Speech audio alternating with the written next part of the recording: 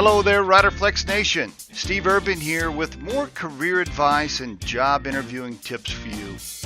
And as a quick reminder, if you enjoy our podcast, please remember to subscribe to our channel and like the episodes. And on today's podcast, I have my good friend, Chad Madlom from Madlom Real Estate on the phone. Chad, how you doing?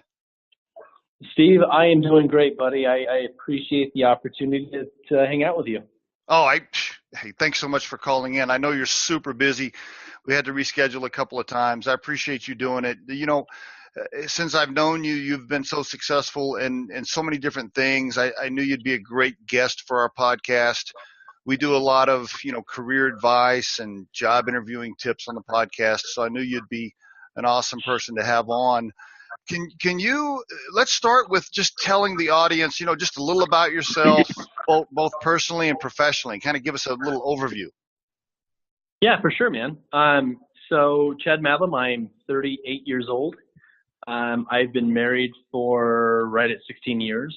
I've got two awesome kiddos. Owen is 11 and Miley is 8. And just love. I mean, the reason why I do what I do and I work as hard as I do is for the family. Beautiful I just family. love having such a beautiful family. Thank you very much. Yep. So I love it, man. They're the reason why I get up and I do what I do and I work as hard as I do. Professionally, I have been in real estate for 18 years. For 18 years, I've gotten pretty good at my craft. I've sold over 5,000 houses. Wow. My team sells well over $100 million in real estate every year.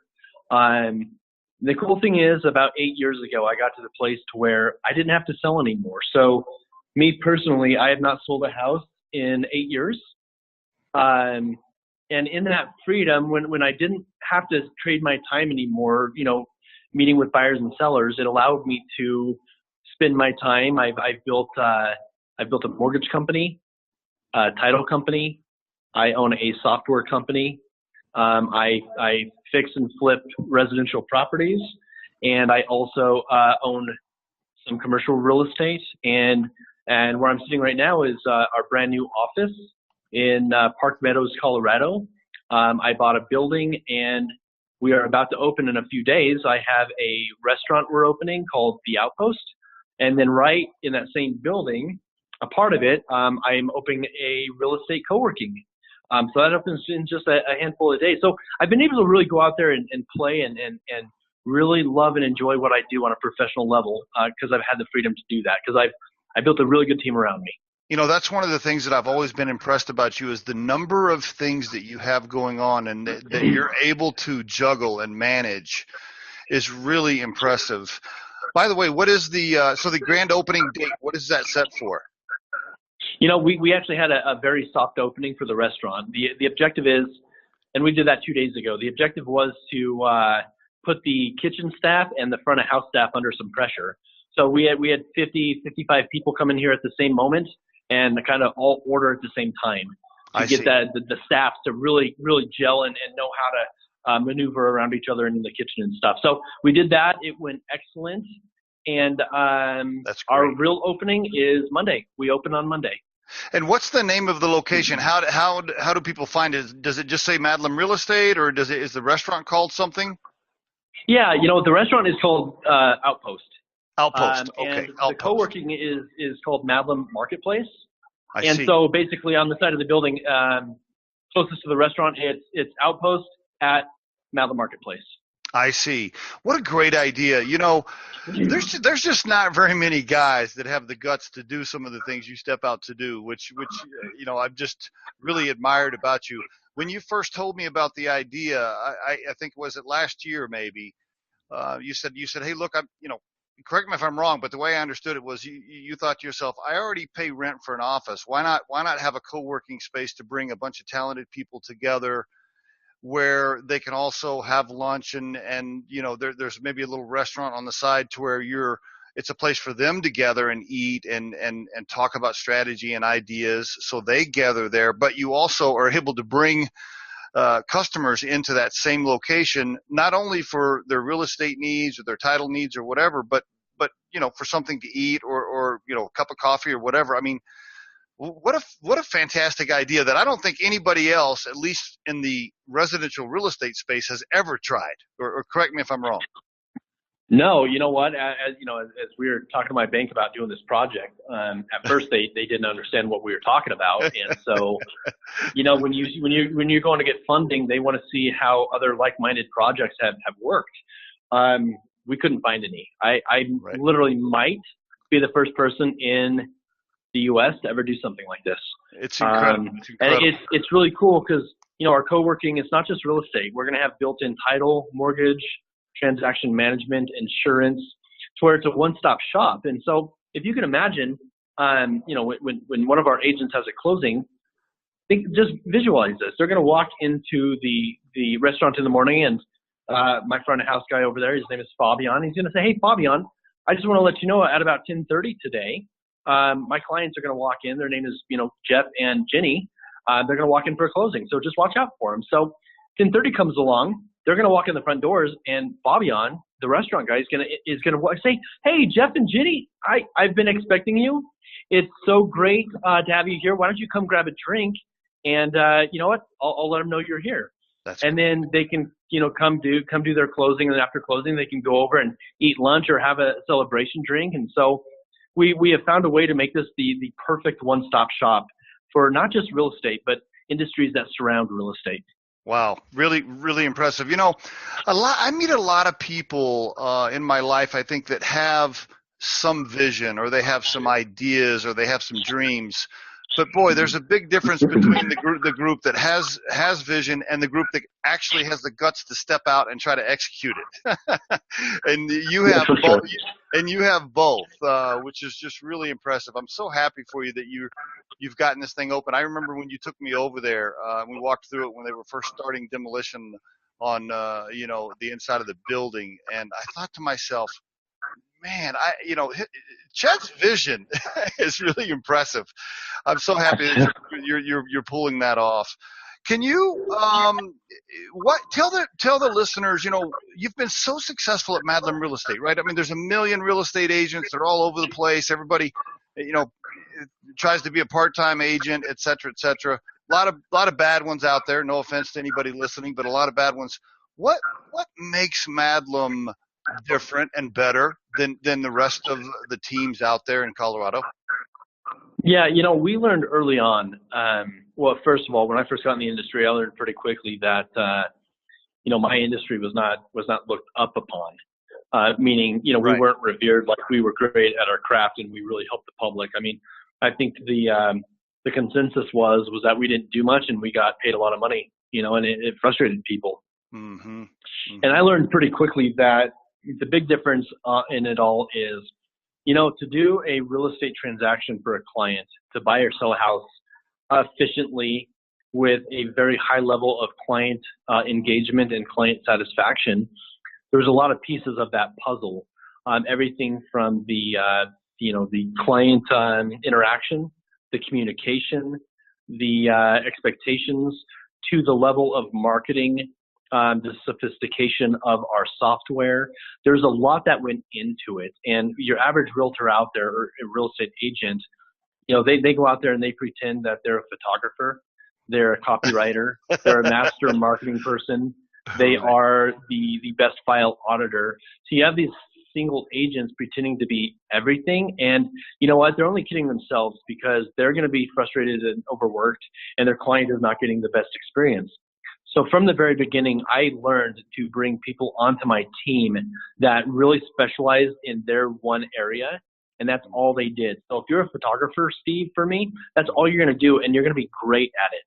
And then I'm going to bring somebody that does copywriting and somebody that does file management. And so at the end of the day, we put together a team that provides an excellent client experience. And I think that's why at this point I've closed thousands and thousands of transactions, whereas the average agent, maybe they'll close 100 in their lifetime. Mm-hmm. I think that's the biggest difference, man. We are great at what we do.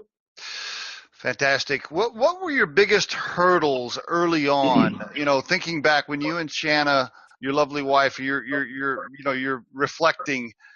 What were some of those big hurdles or super scary moments in the beginning? I think it's the leap. I mean, you get to the point in business after you've been doing it successfully for a while that you're now to the point where your expenses are more per month than at one point in your life you ever expected to make in a year. Mm. And one of the biggest hurdles was when you hired your very first person. And I remember it vividly. My very first hire, I hired at $12 an hour. And I was scared out of my mind because, up until that point, you work by yourself and you're the go-to guy for everything. And your money is your money. And it's this idea that, okay, I'm making money, but now I'm going to be paying money out to other people. Mm-hmm. It's that weird balancing act of leveraging growth, against, current income. Mm-hmm. And it's scary. And it not only is it scary, but it's this idea that, you do it your way and you like the way you do it and you're great the way you do it. And when you start hiring people, they're not going to do it exactly like you do it. And you got to come to the grip and realization that, sometimes it's okay that somebody does something differently than you, a different way. But as you start working together, rising tide raises all ships. You start working at the same level of excellence. So that, I would say, that's the biggest hurdle is, your first hires, and then suddenly you go from a sole proprietor to now you're managing people. And I think a lot of small companies, they don't understand that transition, that just because you're good at real estate doesn't mean that once you start, making some money and you have to grow, it doesn't necessarily mean you're going to be a great manager. Mm-hmm. Really good. You're absolutely right, Chad. And I've seen that a million times. You transitioned on that very well. And wasn't it, super scary to hand the brand or your name, so to speak, your reputation, you kind of hand that to other people for the first time. And that's a scary moment. But being able to do that, and you're right, I think maybe they do it a little bit different. I'm guessing as long as they stay kind of within the brand umbrella, you're okay with them being a little bit different on some things they do, as long as they're representing the brand in the right way, I'm assuming, for sure. Yeah, for sure, Steve. And since you and I've had so many conversations about, recruiting and hiring, mm-hmm. I think what the cool thing is, if you can change your perspective on it, yes, they're going to do something different than you, but the cool thing is they might bring their own flavor and talent to that position, mm-hmm. and actually be able to do something more better or more creative than what I could have done myself. Gotcha. Is there any one piece of advice you would give that agent out there looking to start their own brokerage or open up their own shop and, move away from just being an independent, or move away from, working from Century 21 to opening their own brokerage? Any key advice? Wow, man. I mean, that's a very big topic. I would, anyone venturing to do their own thing in real estate, here's what I would tell you. Real estate, the idea of it is fun, right? You get to drive buyers around and show them houses, and you get to help people sell their houses. But I think in reality, it's less about actually the product of selling or buying real estate than it is client acquisition. Mm. So I would say, follow up with the people in your life, your friends, your family. You need to be very good at prospecting, right? It's not about driving people around in your car. It's about finding the client. So that's what I would say. Get very, very good about branding yourself and getting your name recognition out there. That's great. You've hired lots of people, interviewed lots of people over the years. Although you have a very stable set of agents that have been with you for a very long time as well, which is great. And I commend you for that, because it speaks to the culture that you drive there. They want to be on the team. I see on the social media, I can see a lot of those agents been there, forever. So congrats on that. But you have hired lots of them, and you've had lots of agents over time. As you're interviewing or speaking to people about joining your team, let's talk a little bit about, what are you looking for when you sit down with Johnny and Johnny wants to be part of Madlom. What are the things you're trying to figure out in that interview to decide whether or not he's right for your team? Yeah, and Madlom has evolved so much over 18 years. Where we're at now is because my name is out there and I do generate so much business. Mm-hmm. I want to know that there's somebody that would do a great job in taking care of my clients. But, with where we're at now, I also want to make sure that we are bringing people into our system that also care a lot about growing their own sphere of influence and their own clients, to where they're not just working my business, but they're very involved in working their own business.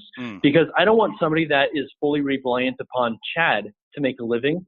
I want to make them successful to where even if they were to leave me, I've helped them become a successful agent standing on their own 2 feet, right? I want to teach them how to become the captain of their own ship also. So if it's somebody that just wants to come and make a living off of my stuff, it's probably not the best fit.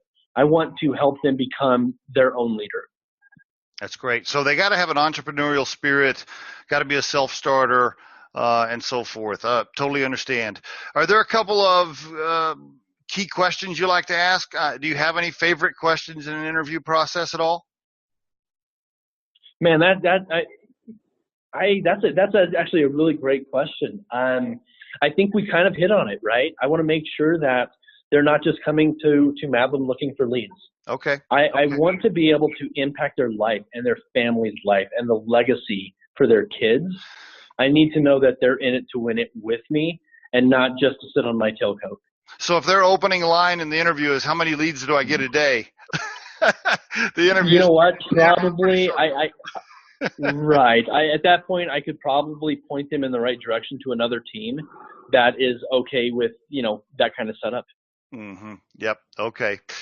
When you look back on your life now, and by the way, I kind of forgot that you were only 38 years old. You're making me feel like an old man, just so you know. Well, you know what, Steve? You probably have more hair than me, so I'm with you. I don't know. When you look back, if you could talk to your 21-year-old self today and give that person some advice, what are a couple of things you'd tell that young man today? Man, is that from a personal or from a professional standpoint? Let's go with either one. Whatever hits you. I would say I would tell them on a personal standpoint. I would tell them that they need to choose balance of life and enjoyment of every day over the idea of making money. Life is the journey, right? It's not the destination. At some point, they might be able to consider themselves rich. Money does not make happiness. It just makes, money's a tool. Yeah, I think it makes life easier in some facets, but I want them to enjoy everyday life.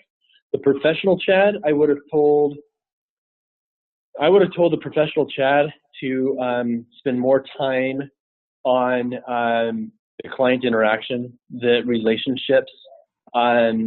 I think that the Chad of 18 years ago was so focused on lead generation and building a machine. I think I could have built a machine easier and quicker through relationships and referrals than marketing. Gotcha. I think we now do an amazing job because I've grown up quite a bit.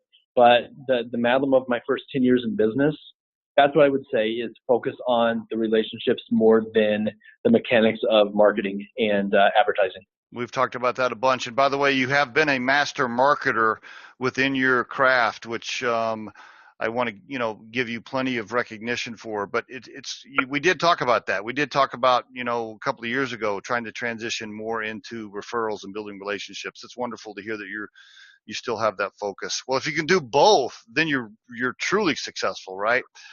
Because you're already great at the market. You're already great at the marketing.